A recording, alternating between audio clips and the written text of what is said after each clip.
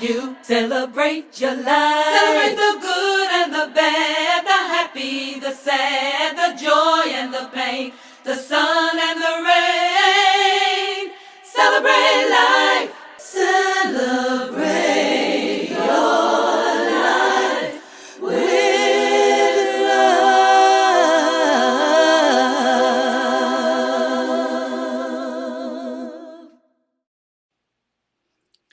Hello, hello, hello, everyone, and welcome to A Spiritual Remedy. My name is Sunshine Daye, and it is a joy to greet you on this day. Right off the bat, I just want to tell you that I see a world where clean and sober people who are laying down their weapons of mass distraction, are living their best life and loving it. And I get enough support for your personal transformation. Let's see who's hanging out with today. What's happening, Alina? So good to have you with us today, beloved. Thank you so much for tuning in. Wow, it has been just an amazing opportunity, an amazing life that we get an opportunity to live. And today, I want to talk a little bit about the importance of self-care, especially for those of us who are in a recovery, especially for those of you who are on this incredible journey of recovering what? Recovering your whole self. And taking time for yourself is not a luxury. And that's what I want to get the point across, is that taking the time for yourself is not a luxury, but that it is, in fact, a vital part of recovery. I've had the opportunity just most recently, as you all know, because I haven't been here live with you, of taking some time off. And though of course, I was filled with fear, admittedly, that the viewers and that my friends and that the people who I support here wouldn't come back. It's all unfounded. As you can see, there are many of you already viewing and listening and are back. And I feel refreshed, renewed, and on fire. So I definitely want to talk a little bit about what it means to take some time off, to have some self-care. And I want to know right off the bat, for you, for those of you who are already on, go ahead and take a moment and tell me how you take care of yourself. What does your self-care look like? Do you do a staycation? Do you do a vacation? Do you take a bubble bath? Do you go get a massage? Do you go and sit at the park or in front of a lake or a river? Or what does your self-care look like? Let me know in the chat what it looks like, because what I really want to say, hello, Chintzia. So glad to have you with us this morning. Ah, I'm so thrilled to be able to talk about self-care.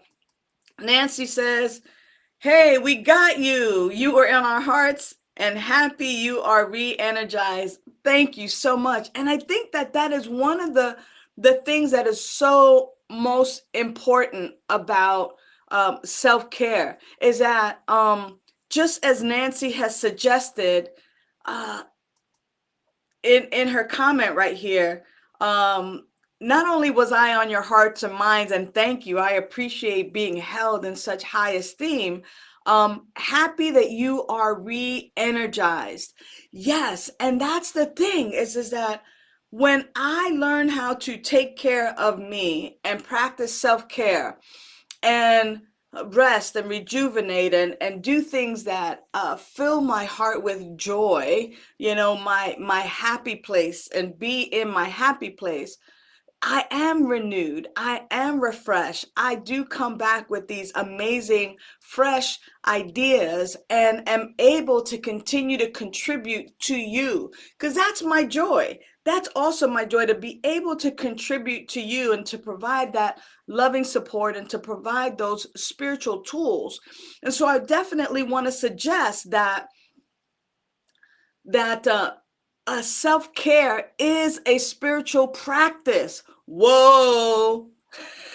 Whoa, self-care is a spiritual practice. So let's see what some of you are doing. Chintzia says walks every day. Yes, and if you do not walk every day, might I suggest that you get a dog, right? And because there's a quick saying in the dog community, who rescued who? Like sometimes we think we go and we rescue a dog, but in fact the dog rescues us, even if we, make the purchase and buy, like the dog rescues us because now all of a sudden we're walking every day because we're taking that baby out 2, 3, 4 times a day to go out on walks.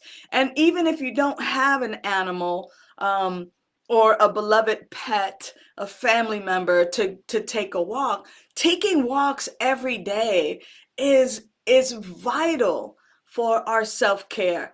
It's so important to be able to go out, whether it's in the rain or the sun or the snow, wherever it is that you are in the world, and to be able to intake that fresh air, to be able to use your body parts. Because if we don't use it, we lose it, right? And that is part of our self-care, of activating our hearts, of making sure that our blood is coursing through our veins and that we're staying healthy. Chintzia also replies and says that re-listening to your daily teachings is part of self-care. And I love that you said that, because listening to inspirational messages, making sure that we are absorbing things, but without it being like study and it has to be hard. If it's something that is like pleasant to listen to, that is refreshing, and that motivates us, like that is part of self-care as well. And I mentioned that it's not a luxury. Many people think that, oh, I have to go somewhere, I have to be in some exotic place. But I want to share with you that I once was working with a woman who kept having the same challenges over and over again. And my message to her was, take a bubble bath, take a bubble bath. And she kept thinking to herself secretly, good morning, sunny day. She kept thinking secretly, do I stink? Like, and when I come and talk with Sunshine and I'm meeting with her, like, do I smell? Because she keeps telling me to take a bubble bath. But in fact, if you have a tub, sometimes the lap of luxury is just getting in that tub, filling it up with water that is the temperature that you like, putting some bubbles on, turning off the lights, maybe playing some soft music, lighting a candle, and just taking 30 minutes to yourself is part of self-care. It's part of self-care, and it's not a luxury. It's actually part of our recovery and part of what gives us the wholeness, that we are recovering the wholeness of our being. It is in that place of doing this that we also get an opportunity to be at peace with ourselves. And when we're at peace in this place of just calmness and stillness, or even in the throes of joy, that we're actually so in touch with our indwelling higher power, with that essence, that power, that presence, that life that is our life, that there's no veil, there's nothing there that comes between you and your essence, your higher being. And it is there where we access and we get divine inspiration on how to move next. Nancy says, my peaceful mornings alone and evenings re-energize me. Yeah, sometimes we need to steal away and spend some time in the stillness, sometimes away from people, just to be able to bring the attention inwards and to comfort ourselves. you know um you know you can begin by also transforming your home and your immediate surroundings into some type of sanctuary, having candles, things that smell good, playing your favorite calming tunes, and pampering yourself. Is also something that you can engage in that really shows that you begin to value yourself and that you're worthy. The message, the subliminal messages is I am worth it. And then as we begin to take care of ourselves, we begin to recognize this indwelling power and presence one more time. And when we're in that quiet, in that pampering of ourselves, that is not a luxury, but a must, we begin to actually, if you're aware enough, you begin to actually hear the voice of the I am presence.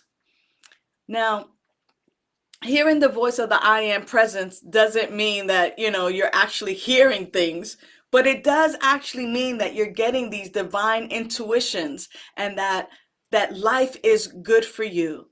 And from that place, you can begin to even grab a notebook, a journal, a sheet of paper. You can even begin to use your cell phone on voice record and take an opportunity to begin to journal the experience. It might be some poetry. It might be just something that comes up that reminds you of the truth of who you are. And I think that that's what's most important, and that's what has been most beneficial for me, and why I'm coming back on fire, rest and rejuvenated and renewed to be able to continue to support you on your growth, on your journey, on your unfoldment. And that, beloveds, is what I bring to you today. The importance of self-care, the importance of just being still. And especially if you are on this journey of recovery, taking time for yourself is not a luxury. It's a vital part of your well-being. It also shows self-compassion. So often we are so compassionate and loving towards other people, and we get to remember that we get to have compassion for ourselves. So let me know how this week goes. I want you to go ahead and at least take a half an hour this week of doing something wonderful for yourself, of practicing self-care along with everything else that you do for your life and everything that you do for other people.